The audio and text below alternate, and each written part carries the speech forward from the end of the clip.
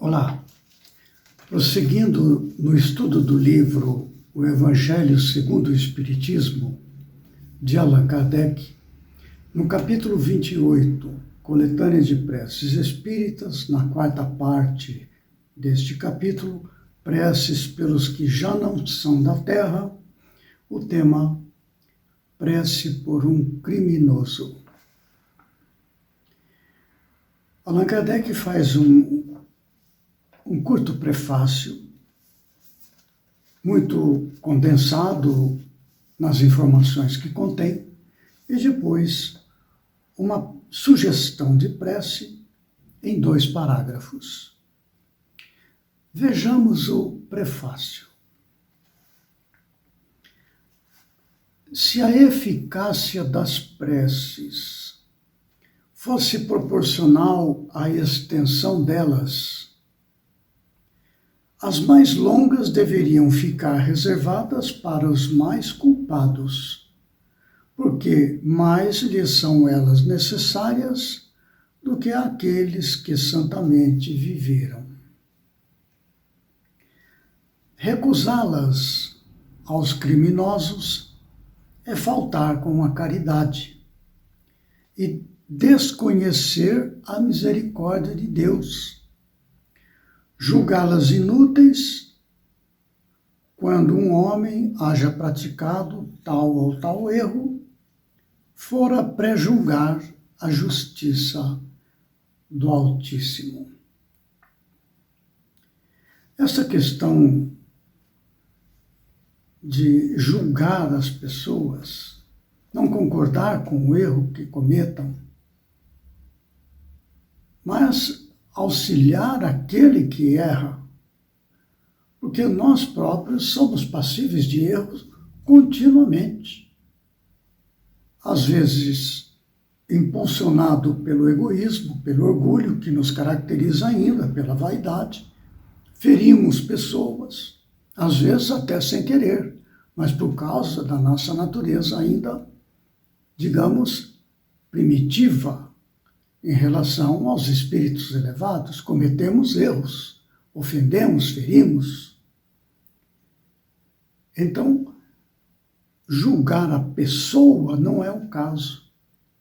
Entender o ato equivocado, não concordar e ajudá-lo da melhor forma que nos for possível para que reconheça o seu erro, se arrependa do seu erro e retome o caminho que é natural para o ser humano, que é o caminho que leva a Deus. No capítulo 11 do Evangelho segundo o Espiritismo, no item 14, no capítulo Amar o Próximo como a si mesmo, há ali uma mensagem do Espírito Isabel de França, que foi dada na cidade de Havre, em 1862. Já comentamos esta passagem quando tratamos do tema em outro vídeo.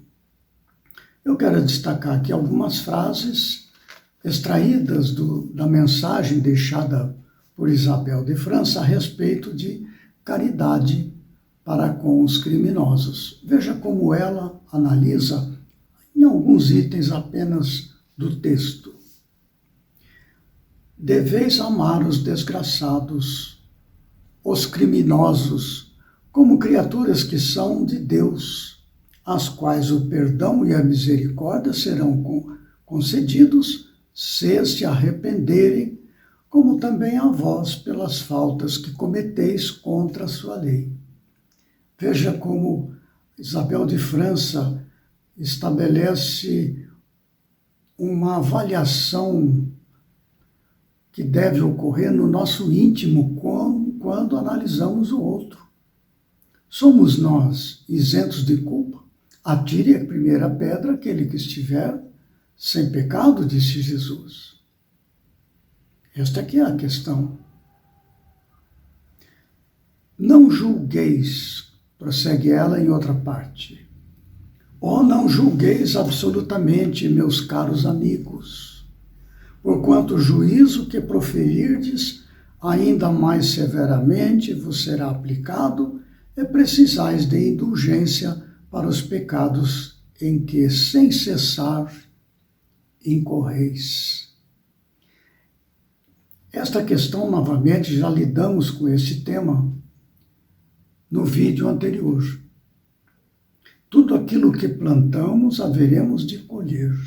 Não julgueis para não ser julgados. Esta é a lei. Então, é preciso ter muita atenção para conosco mesmo quando examinamos irmãos nossos de caminhada cometendo erros, cometendo crimes. Não vamos concordar com o crime, mas buscar atender aquele que errou, aquele que cometeu o crime, ajudá-lo, porque nós poderemos, em alguma circunstância, estar na mesma situação. A caridade sublime que Jesus ensinou também consiste na benevolência de que useis sempre, em todas as coisas, para com o vosso próximo. Essa é a caridade. Permite Deus que entre vós se achem grandes criminosos, para que vos sirvam de ensinamento. Todos os espíritos impuros e revoltados serão relegados para mundos inferiores, de acordo com as suas inclinações. E, encerrando as observações desta mensagem de Isabel de França, ela diz o seguinte a respeito da caridade para com os criminosos. Olha só. Em realidade, não podeis fazer o mesmo que Jesus, mas pelo menos podeis orar por ele e assistir-lhe o Espírito durante o tempo que ainda haja de passar na terra. Pode ele ser tocado de arrependimento se orardes com fé. Nota novamente, eu venho insistindo neste ponto, como Isabel de França insiste na questão do arrependimento. Já falamos em outra parte que esta postura da alma, quando o arrependimento é sincero, que parte do fundo da alma da pessoa, eu vou me modificar e a partir de agora vou reparar o erro que eu cometi. Esta postura decidida, quer dizer, é uma mudança de direção para a própria vida, é, na verdade, um despertar para um nível mais elevado de espiritualidade. Dizem os espíritos, em alguma parte, que há mais alegria no céu quando um criminoso se arrepende e se transforma, do que 100 outros que já praticam o bem. Então veja, em vista destas observações de que precisamos auxiliar aquele que comete o crime, no sentido de orar sinceramente para que esta oração possa lhe tocar o coração, induzindo esta pessoa ao arrependimento, à transformação da sua direção íntima, dos seus propósitos. Allan Kardec deixa uma sugestão de prece que é a seguinte: Senhor, Deus de misericórdia, não repilas esse criminoso que acaba de deixar a terra. A justiça dos homens o castigou, mas não o isentou da tua, se o remorso não lhe penetrou o coração. Tira-lhe dos olhos a venda que lhe oculta a gravidade de suas faltas.